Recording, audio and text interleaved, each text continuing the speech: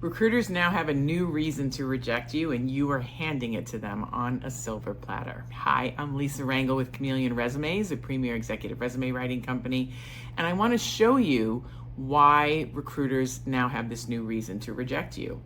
You are using AI, and they can see it. Here's the main culprit.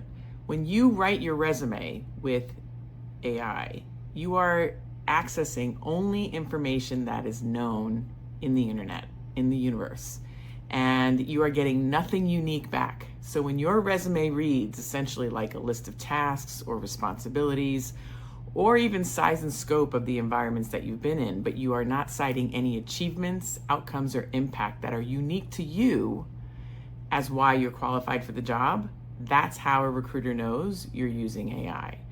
It's poorly done, and you are only including the job description bullets that are basically the same job description bullets that everyone else who does what you do is doing.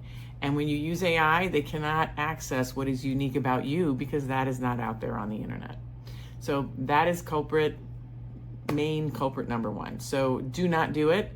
Focus on you. That's how you do this. And I have some free tools that can help you do that. If you go to the bio, you'll be able to see that, or the description, you'll be able to find those free tools.